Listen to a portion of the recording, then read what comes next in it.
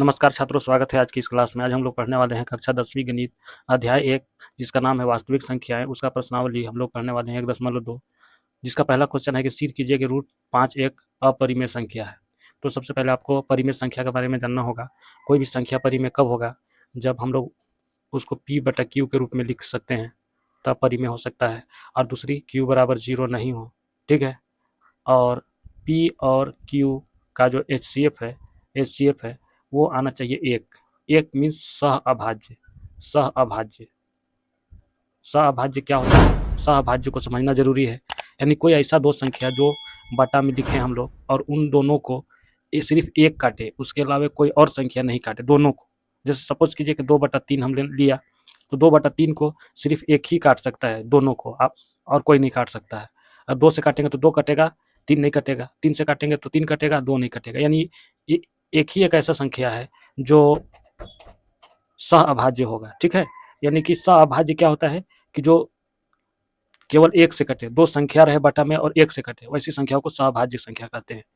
तो इन चीज़ों को आपको याद रखना होगा, इस क्वेश्चन में अभी काम आएंगे। चलिए इस क्वेश्चन को हल करते हैं। तो जैसा कि आप देख सकते हैं कि रूट 5 एक अपरिमेय संख्या है, तो सबसे पहले हम लोग क्या मानेंगे? रूट 5 को परिमेय संख्या मानेंगे। लिखेंगे हल। हल लिखने के बाद लिखेंगे माना √5 एक परिमेय संख्या है।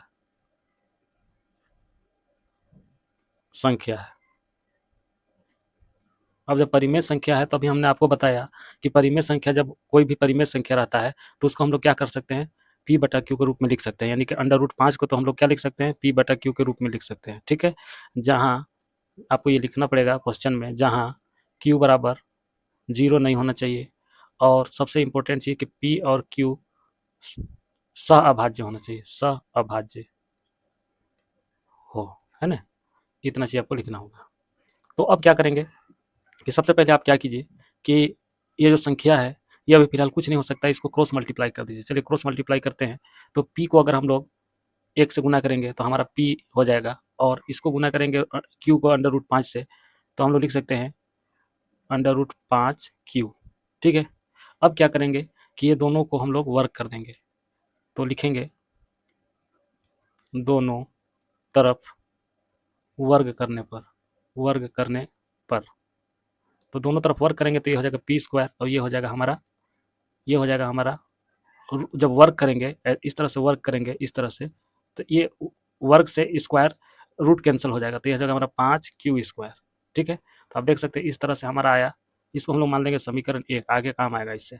अब यहाँ पर देखने वाली बात है कि अगर इसको हम लोग इस तरह से लिखें तो क्या लिख सकते हैं कि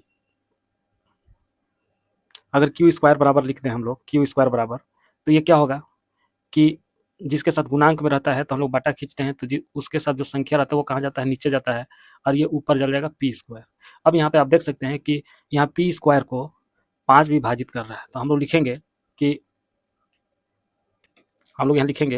चूंकि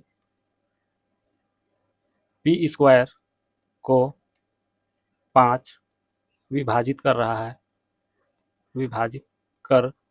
है, तो p भी 5 को विभाजित करेगा।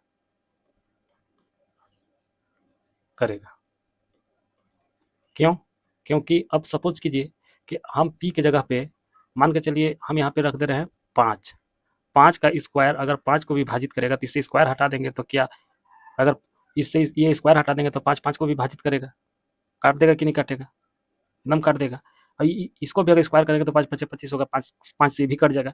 यानी कि जब, और एक ये प्रमेय है इसी बुक में, क्लास 10th का बुक में इसी पर है कि अगर कोई संख्या को, स्क्वायर को अगर कोई संख्या काटता है तो उसका बिना स्क्वायर को भी वो संख्या उसी संख्या से कट जाएगा, ठीक है। तो हम लोग आगे लिखते हैं कि हम लोग फिर लिखेंगे, फिर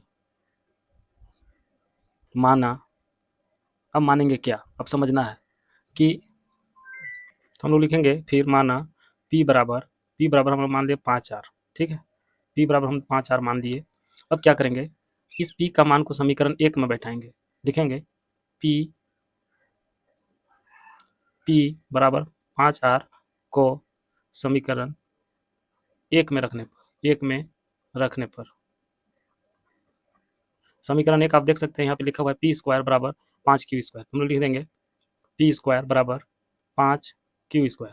अब हम लोग p की जगह पर क्या मान लेंगे, 5r। तो इसके जगह पर हम लोग लिखेंगे 5r, इस पर चूंकि स्क्वायर है तो हम लोग भी स्क्वायर दे देंगे, बराबर 5q²। इसको हल करेंगे तो क्या आ जाएगा, तो 5 × 5 = 25r² बराबर 5q²।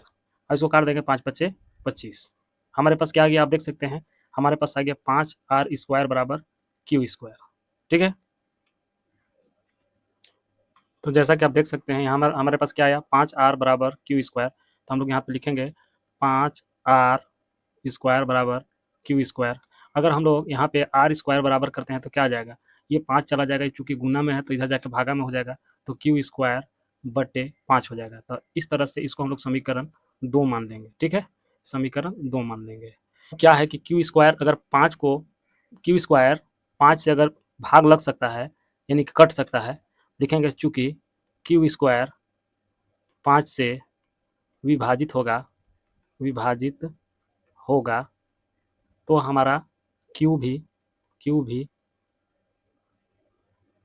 5 से विभाजित होगा। यानी आप देख सकते हैं कि यहाँ जो है हमारा p किससे विभाजित हो रहा है, 5 से, और इसमें q किससे विभाजित हो रहा है, 5 से। हमने क्या संख्या माना था, p/q, जो कि इसको विभाजित करना किससे चाहिए था, दोनों को सिर्फ 1 से होना चाहिए था, जबकि 1 से नहीं होकर के ये कितना से हो रहा है, 5 से विभाजित हो रहा है। अगर कोई संख्या 1 के अलावे 1 से भी होगा और 5 से भी, आप समझिए, यानी कि 1 के अलावे किसी और संख्या से विभाजित होगा तो वो परिमेय संख्या नहीं होगा। हमने वीडियो के शुरू में ही आपको बता दिया कि अगर कोई भी संख्या जो बट्टा में है, अगर वो दोनों संख्या 1 के अलावे किसी और से दोनों कटता हो तो उसको हम लोग परिमेय संख्या नहीं कहेंगे। इसमें आप देख सकते हैं कि p भी हमारा 5 से कट रहा है और q भी 5 से कट रहा है, जबकि कटना कितना से चाहिए, 1 से चाहिए। तो हम लिखेंगे कि अतः हमने जो माना वो गलत कल्पना थी,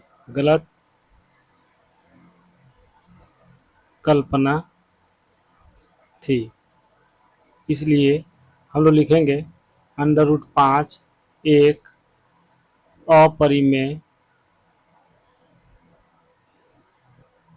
संख्या है।